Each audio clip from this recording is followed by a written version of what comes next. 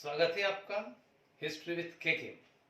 आज हम लोग ब्रिटिश कालीन भू राजस्व व्यवस्था के बारे में जानेंगे। इससे पहले मैंने 3 वीडियो बनाई है। इनमें मैंने अलग अलग ब्रिटिश कालीन भू राजस्व व्यवस्था को समझाया है। लिंक डिस्क्रिप्शन बॉक्स में दी हुई है, आप वहां से इसको विस्तृत रूप से समझ सकते हैं। यहाँ मैं आपको केवल कंपैरेटिव स्टडी करा रहा हूँ महत्वपूर्ण क्वेश्चन की दृष्टि से। आप विस्तृत उन पे अलग अलग वीडियो में देख सकते हैं। तो आइए हम जानते हैं ब्रिटिश कालीन भू राजस्व व्यवस्था। अब यहाँ हम देखें ब्रिटिश कालीन भू राजस्व व्यवस्था जो लगान की व्यवस्था है।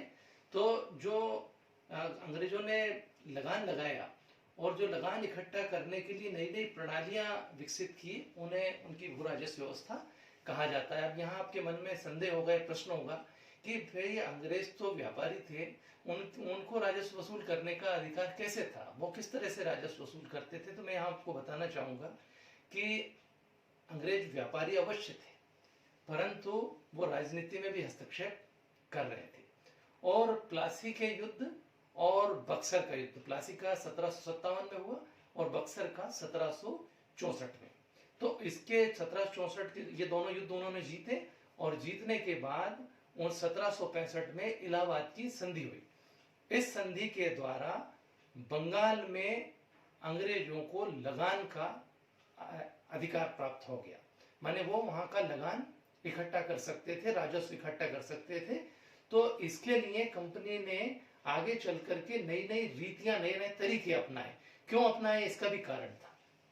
कारण यह था कि एक तो वो वहां की भाषा से परिचित नहीं थे, उस क्षेत्र से वो परिचित नहीं थे।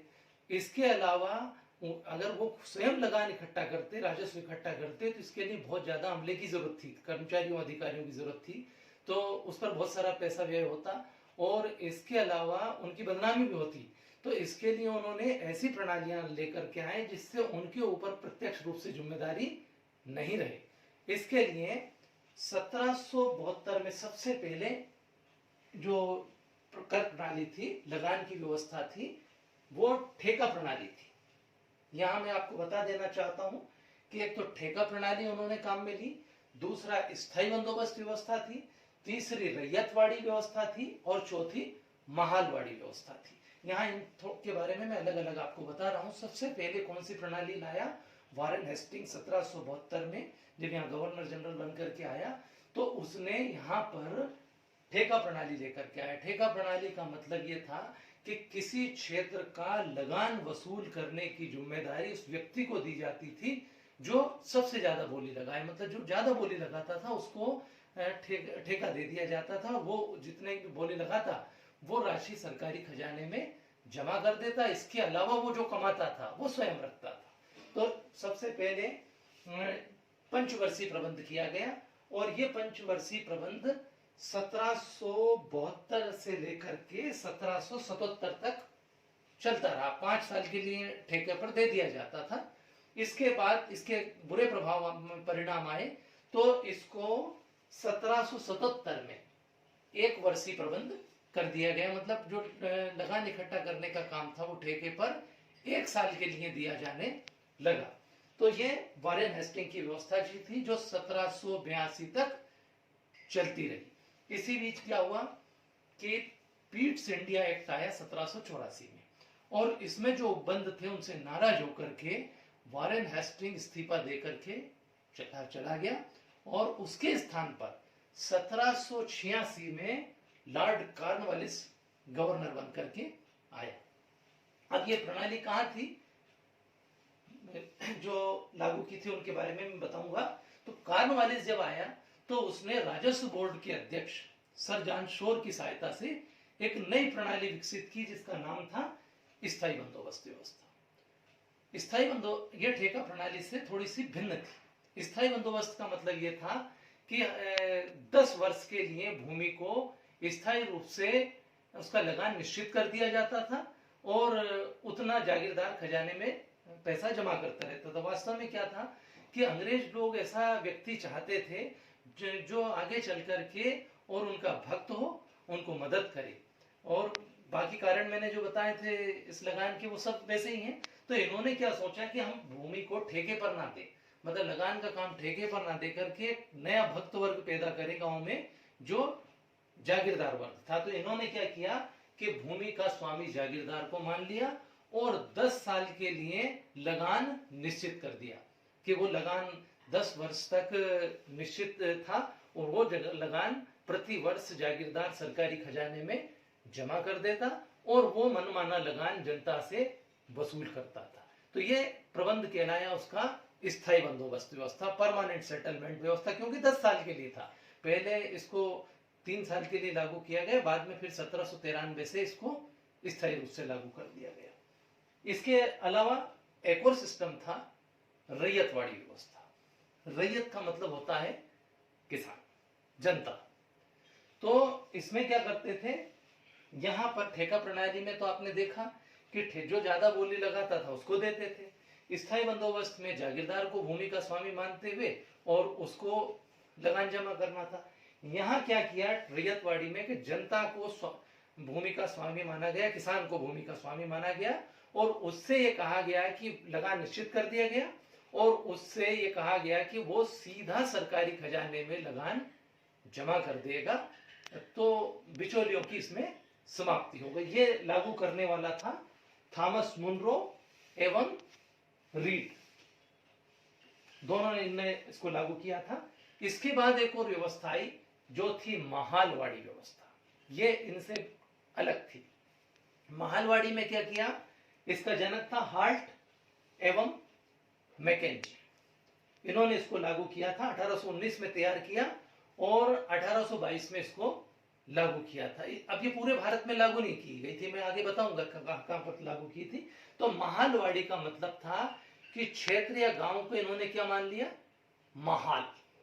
क्षेत्र या गांव मतलब महाल, और महाल की क्षेत्र का लगान इकट्ठा करने की जिम्मेदारी वहां के एक मुखिया को दे दी, जिसको नंबरदार बोला जाता था। तो वो नंबरदार गांव का लगान इकट्ठा करके देता था। इसमें प्रत्येक गांव का किसान जिम्मेदार था लगान देने के लिए, लेकिन वो सीधे सरकारी खजाने में जमा नहीं करता था। वो कहां जमा करता था, मुखिया के पास, और सारा गांव का लगान इकट्ठा करके मुखिया सरकारी खजाने में जमा कर देता था। तो आपको ये चारों बात समझ में आई होगी। ठेका प्रणाली, स्थायी बंदोबस्त, इसमें कौन जिम्मेदार था ठेका प्रणाली में, जो सबसे ऊंची बोली लगाता था। स्थायी बंदोबस्त में लगान इकट्ठा करने की जिम्मेदारी किसकी थी, जागीरदार की। रैयतवाड़ी व्यवस्था में किसकी थी, सीधा किसान सरकारी खजाने में जमा करता। और महलवाड़ी में किसकी जवाबदारी थी, किसान तो जमा करता था गांव के मुखिया के पास और मुखिया जमा करता था सरकारी खजाने में। इस तरह से ये लगान की व्यवस्था थी। अब आपको मैं इनके जनक का नाम बताऊंगा कौन कौन थे। तो यहाँ मैंने आपको बताया कि वॉरेन हेस्टिंग था। वॉरेन हेस्टिंग ने इसको 1772 में लागू किया था, 5 वर्षीय प्रबंध किया था, 77 तक चलता रहा। फिर 1 वर्षीय प्रबंध किया गया जो 82 तक चलता रहा। स्थायी बंदोबस्त व्यवस्था कॉर्नवालिस ने लागू की थी 1793 में, और रैयतवाड़ी व्यवस्था जो लागू की थी वो थॉमस मुनरो और रीड ने लागू की थी। ये 1792 में लागू की थी। महलवाड़ी व्यवस्था का जनक कौन था, हाल्ट और मैकेंजी। ये कहां लागू की, इसको कब लागू किया, 1819 में तैयार किया गया और 1822 में इसको लागू किया गया। अब आपके मन में प्रश्न होगा कि कहां लागू किया, किसने क्षेत्र पर किया, तो वो भी मैं बताऊंगा। ये कहां लागू किया, स्वाभाविक है कि बंगाल का क्षेत्र उनके पास था। बंगाल का मतलब था बंगाल, बिहार और उड़ीसा। ये पूरा क्षेत्र बंगाल का क्षेत्र कहलाता था। तो यहां पर इस सिस्टम को लागू किया गया और कुछ और भी क्षेत्रों में। स्थायी बंदोबस्त व्यवस्था, इसको बंगाल में लागू किया गया पहले, और सफल होने के बाद में इसको वाराणसी और उत्तरी कर्नाटक के कुछ भागों पर भी इसको लागू किया गया स्थायी बंदोबस्त को। रैयतवाड़ी को कहा, रैयतवाड़ी पूरे भारत में लागू नहीं की गई। ये केवल ब्रिटिश क्षेत्रों में ही सारी व्यवस्थाएं थी, ऐसा नहीं है कि पूरे भारत में। जो क्षेत्र ब्रिटिश शासन के अधीन थे, अब कैसे थे वो मैं आपको बताऊंगा। तो थॉमस मुनरो और रीड ने इसको मद्रास, बंबई, सबसे पहले 12 महल जो क्षेत्र था जो मैसूर से प्राप्त हुआ था वहां किया था। तो मद्रास, बंबई, पश्चिमी असम, पूर्वी बंगाल और कर्नाटक का कुर्ग क्षेत्र, इन जगहों पर इस व्यवस्था को लागू किया था। इसके अलावा महलवाड़ी सिस्टम जो था, महलवाड़ी व्यवस्था, उसको पश्चिमोत्तर राज्य पंजाब में, संयुक्त प्रांत उत्तर प्रदेश में और मध्य प्रांत मध्य प्रदेश में इसको लागू किया गया था। अब आपके मन में प्रश्न होगा कि किन क्षेत्रों में लागू किया तो और कैसे करते थे ये।